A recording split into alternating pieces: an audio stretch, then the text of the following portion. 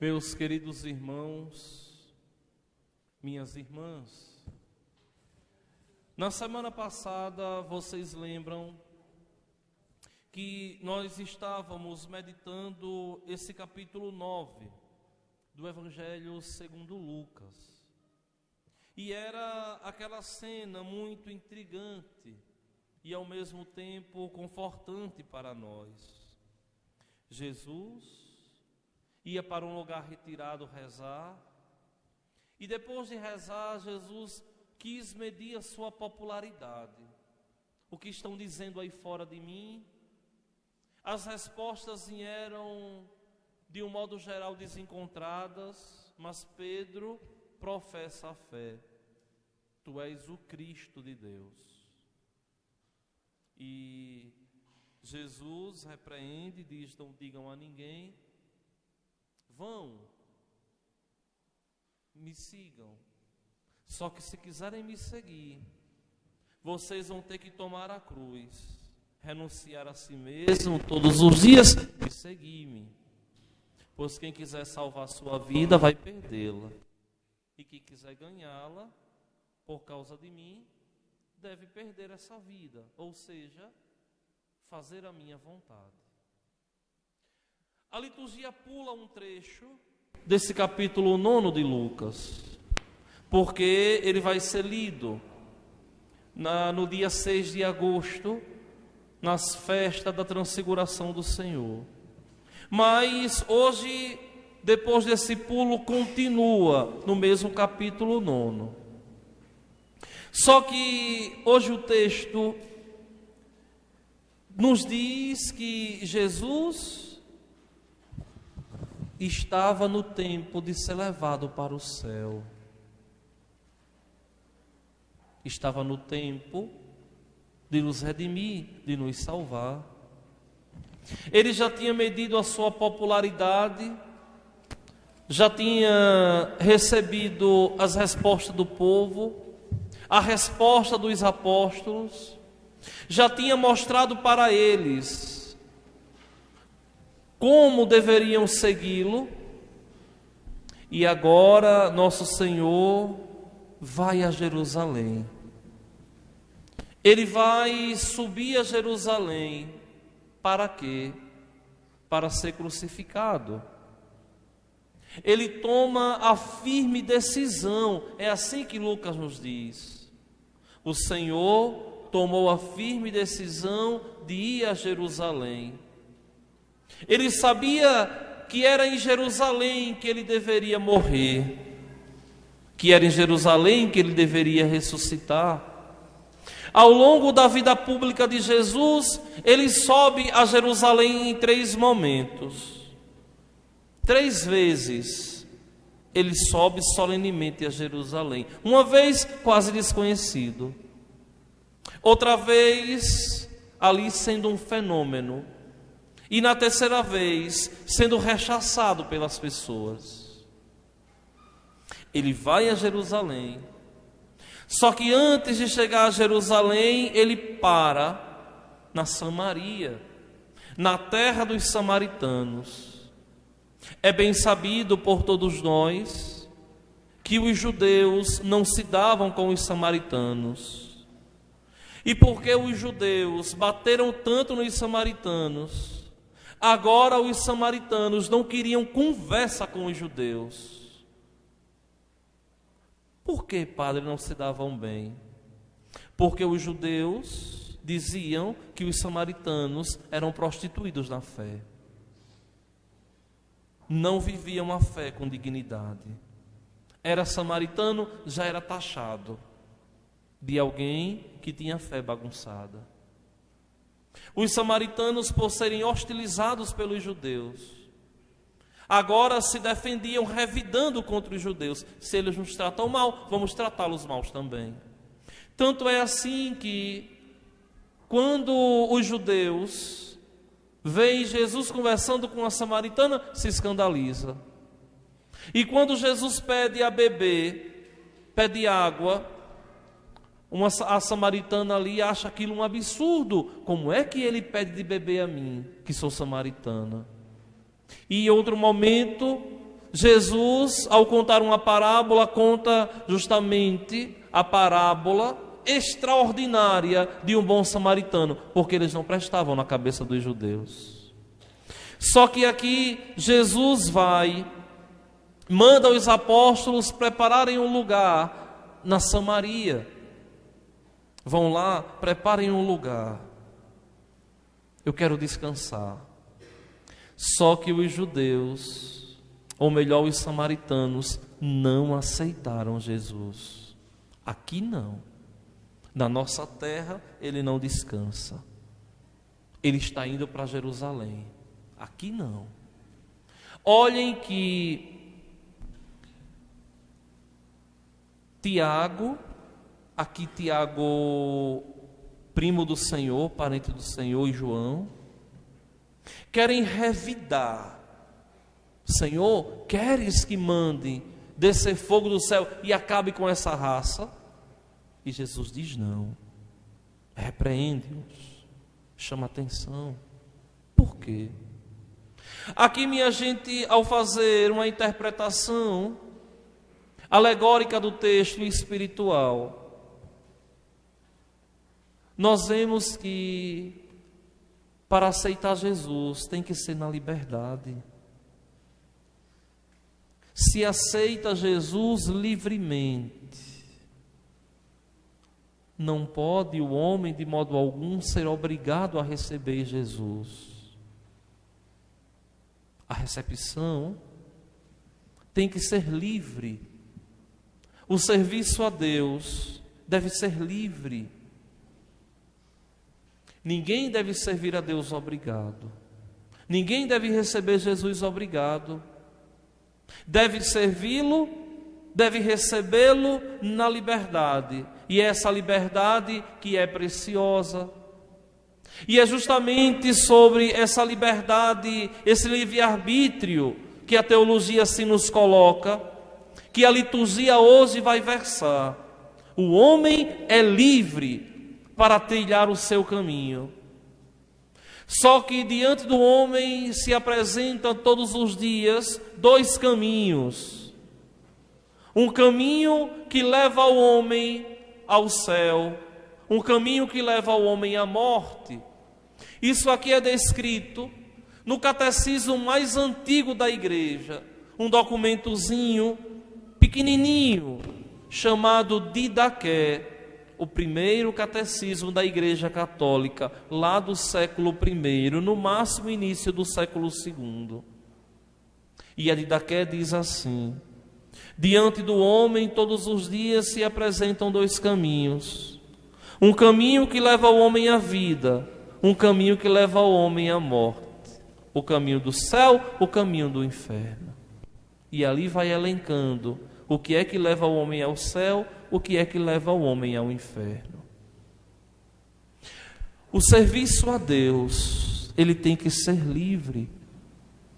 E o homem tem que entender que deve colocar Deus em primeiro lugar, em primeiro plano. Muitas vezes eu fico observando o grau de maturidade das pessoas, que nas obrigações que têm com Cristo na igreja, buscam colocar Deus em último lugar. Se não aparecer nada, eu faço uma leitura. Se não aparecer nada, eu sirvo ao altar. Se não aparecer nada, eu canto.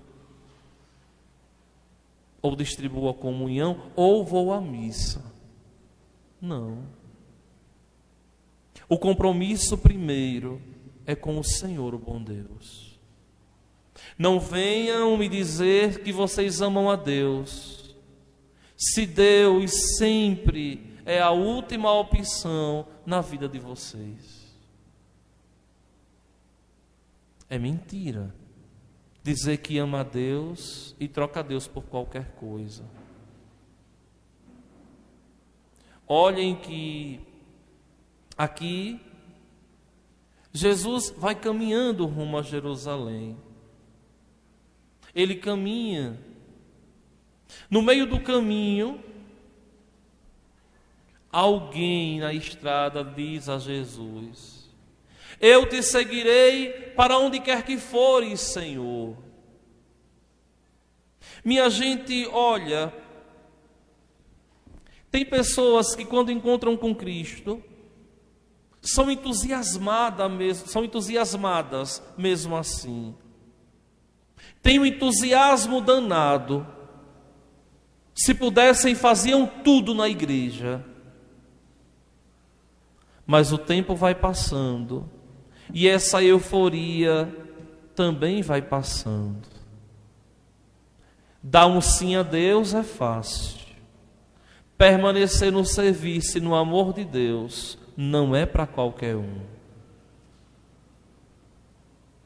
A perseverança, a permanência não é fácil. E é justamente o perseverante que se salva. Olha, eu nunca gostei de criar coisas dentro da igreja. Vocês observem a forma que eu tenho de pastorear vocês. A minha forma de pastorear é totalmente a ordinária da igreja. É missa, pregação, aquilo que é ordinário. Eu não invento moda. Porque tem lugares que a gente vê a fé católica tão prostituída. Toda semana tem que ter uma novidade, toda semana tem que ter uma muganga, toda semana tem que ter uma coisa para atrair gente. Mas quem tem que atrair vocês não sou eu, não. Quem atrai vocês é Cristo. É o Evangelho, é a Eucaristia. No ordinário, a gente vai desenvolvendo as coisas. Mas na perspectiva, não de atrair pessoas, mas de evangelizar as pessoas que Deus nos deu. Eu nunca fiz nada nessa paróquia para atrair gente dispersa. Não. Eu sempre busco fazer as coisas para catequizar e evangelizar a quem de verdade quer servir a Deus. Porque vejam, observem bem, tem pessoas que se tiver um encontro na igreja, vai naquele encontro, mas depois some da missa. Tem pessoas que vão todos os anos em Bom Jesus da Lapa, mas é incapaz de entrar aqui na igreja. Tem gente que vai todos os anos em Aparecida, mas é incapaz de entrar aqui na igreja para rezar, ou na Canção Nova, ou no encontro X, Y da renovação carismática, ou em peregrinação para o Jacaré Grande ou outro lugar. Mas é uma fé não firme, não perseverante. Porque quem é perseverante tem um lugarzinho marcado na igreja. E quando alguém senta no meu lugar, eu fico agoniado porque eu não estou sentado no lugar ali. Meu lugarzinho é esse, aqui eu gosto de sentar aqui. Esse é o perseverante. É aquele que de verdade entendeu que vai servir a Deus como esse aqui que se apresentou. Senhor, eu vou te seguir onde quer que tu fores, ou seja, eu vou te seguir no momento de tristeza, no momento de alegria, no momento de felicidade, no momento de uma angústia muito grande. Eu vou te servir, eu caminho contigo. Porque vocês vejam, tem pessoas que só querem procurar Deus quando já abriram todos os espaços da vida para Satanás. E é claro que vai ficar muito mais difícil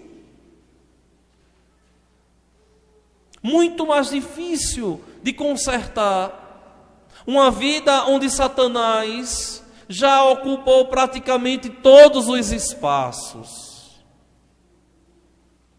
O vir à igreja é para criar consciência cada vez mais de fé, mas para que Deus me mantenha vivo, ligado a Ele, que é a videira verdadeira. Porque se eu me cortar, se esse ramo for cortado, eu vou secar. É aquela coisa assim: se você vem à missa todos os domingos, quando você faltar um domingo, você vai se sentir agoniado. Mas se você faltar um domingo, falta outro domingo, no terceiro você diz: depois eu vou.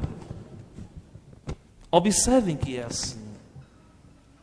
Porque criou costume de faltar. Porque colocou Deus em último lugar. A fé católica não é uma fé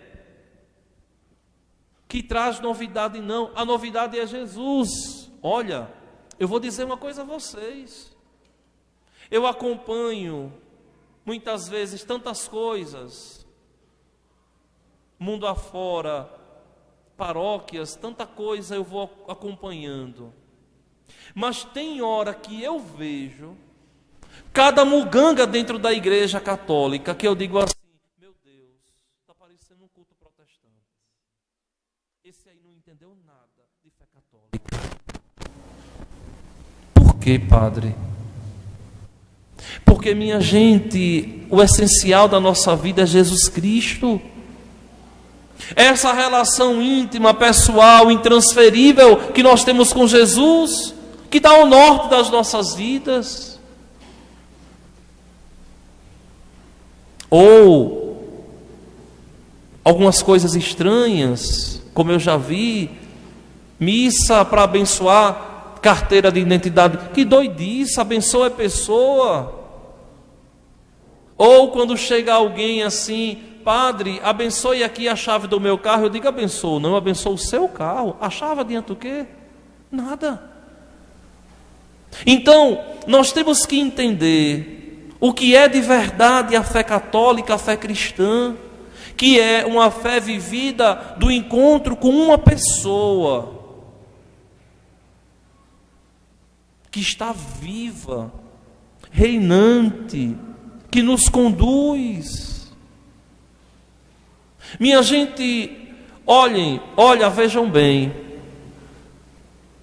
nós católicos não seguimos um moço que morreu há 2000 anos atrás e ficou lá atrás, não. A nossa fé não é um saudosismo esdrúxulo de fé, não. Não. A nossa fé é uma fé em um moço de 33 anos que morreu há 2000 anos atrás, mas ressuscitou e reina glorioso nos céus. Essa é a nossa fé. Não é à toa que estamos aqui. Nós nos relacionamos não é com uma ideia, mas é com uma pessoa, Jesus Cristo.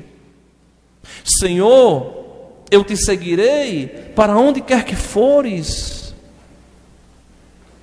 E Jesus respondeu: olha, as raposas têm tocas e os pássaros ninhos, mas o Filho do Homem não tem onde repousar a cabeça. Não tem. Ou seja, você vai me seguir onde quer que eu vá? Fique sabendo que eu não sou desse mundo e você também não é. Fique sabendo que nós não teremos felicidade aqui, de jeito nenhum. Aí Jesus olha para outro e diz assim: segue-me.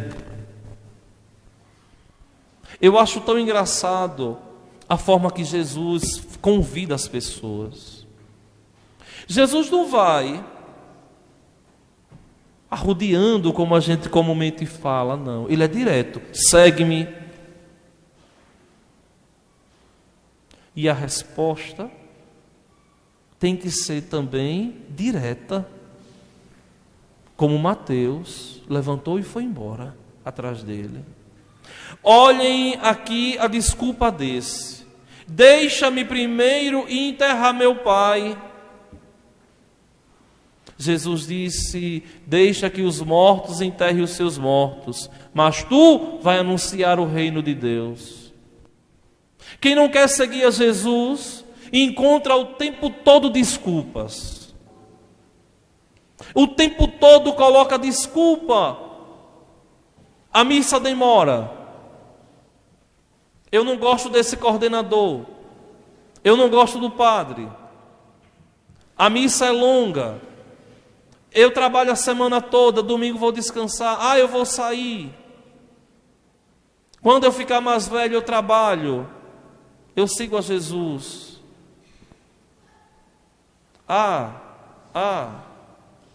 Por quê?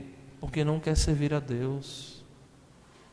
Quem quer servir a Deus não encontra desculpa nenhuma e serve a Deus de todo o coração. E serve a Deus totalmente de coração aberto. Outro ainda lhe disse: eu te seguirei, Senhor, mas deixa-me primeiro despedir-me dos meus familiares. Eu vou, mas deixa eu ir lá. E a resposta de Jesus é um dos textos mais conhecidos das Sagradas Escrituras: quem põe a mão no arado e olha para trás não está apto para o reino de Deus. Eu tenho uma coisa muito forte dentro de mim como padre. Eu nunca insisto para ninguém trabalhar pelo reino de Deus. Nunca obrigo. Eu convido. Se quer, bem. Se não quer, tudo bem. O não é a Deus, não é ao padre. Quando alguém chega para mim e diz assim: padre, tome essa função, eu não quero mais fazer. Eu digo: tem certeza? Tenho. Tá bom. Por quê? Porque nós temos que entender que o serviço a Deus deve ser de uma longa caminhada.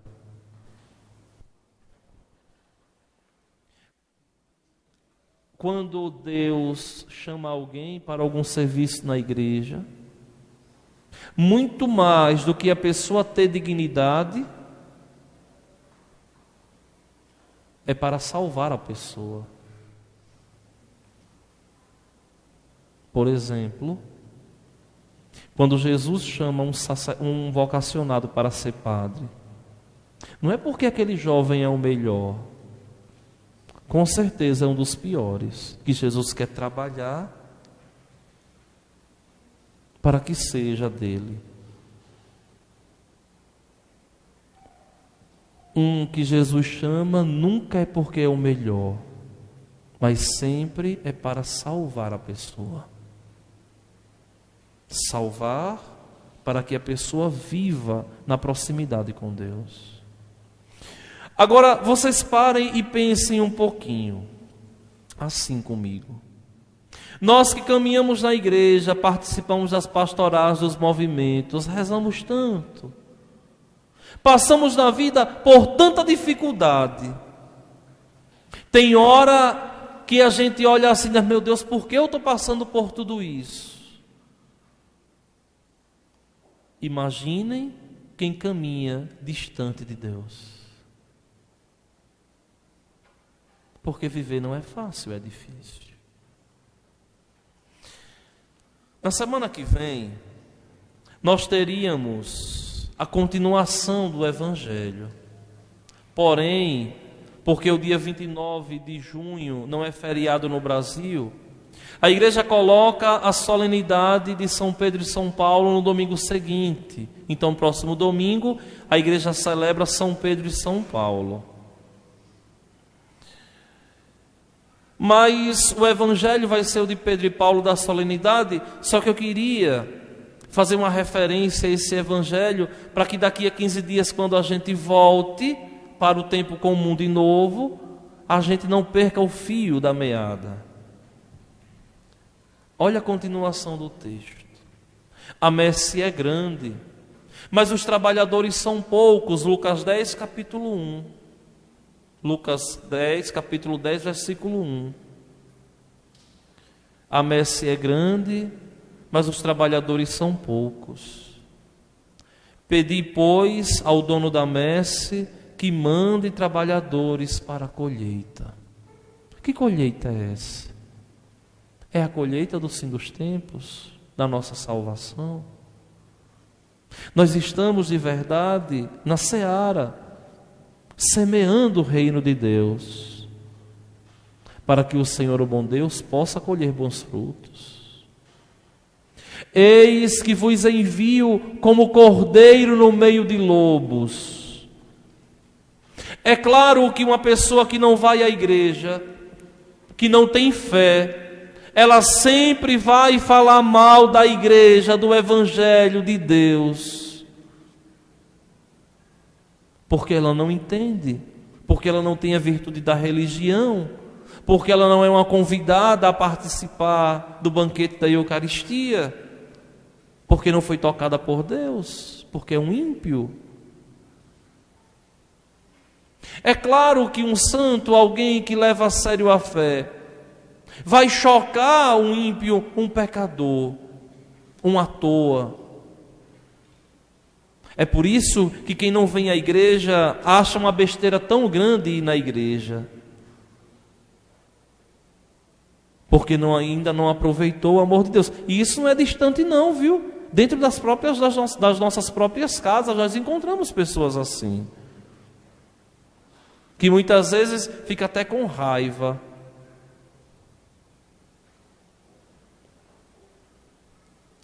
Eis que vos envio como cordeiro no meio dos lobos. E o texto da semana que vem terminaria assim: eu vi Satanás cair do céu como um relâmpago. Ou seja, nós temos que tomar consciência e entendermos que nós estamos em meio a uma guerra religiosa. Deus contra Satanás e a gente no meio. Algumas vezes a gente trilha o caminho que nos leva ao céu. Outras vezes a gente vai trilhando o caminho que nos leva ao inferno. Algumas vezes ao longo do dia Deus ganha a nossa vida. Outras vezes Satanás ganha. Mas é preciso, meus queridos irmãos e minhas irmãs, que nós tomemos consciência que é para a liberdade que Cristo nos libertou, como nos diz São Paulo na carta aos Gálatas hoje, na segunda leitura. É para a liberdade que Cristo nos libertou. Ficai, pois, firmes, e não vos deixeis amarrar de novo ao jugo da escravidão. Quem é o homem livre é o que não está amarrado pelo pecado. É aquele que na liberdade ele serve a Deus. É aquele que na liberdade ele encontra prazer de servir a Deus, fazendo da sua vida um canto perene de louvor ao Senhor, o bom Deus. Meus irmãos e minhas irmãs, não nos resta outro pensamento, senão o pensamento de Davi, nesse belíssimo Salmo 15, 16. 15 ou 16, dependendo da tradução da Bíblia. Quando Davi, aqui vivendo a sua santidade, porque Davi ainda não tinha passado aqui pelo grande pecado de se tornar um assassino, matando o hitita Urias. Davi aqui é todo de Deus, escolhido por Deus, colocado à frente do povo de Deus como rei. E Davi, olhando a sua condição, Davi assim reza: guardai-me, ó Deus, porque em vós me refugio. Digo ao Senhor, somente vós sois meu Senhor, e nenhum bem eu posso achar fora de vós. É esse pensamento de Davi que nós devemos ter todos os dias nas nossas mentes, pedindo a Deus que nos guarde do maligno, pedindo a Deus que nos proteja das tentações de Satanás, pedindo a Deus que nos faça fortes, para que na liberdade nós escolhamos sempre Deus, porque assim nós alcançaremos o penhor da nossa salvação, que é a eternidade. Vamos ficar de pé.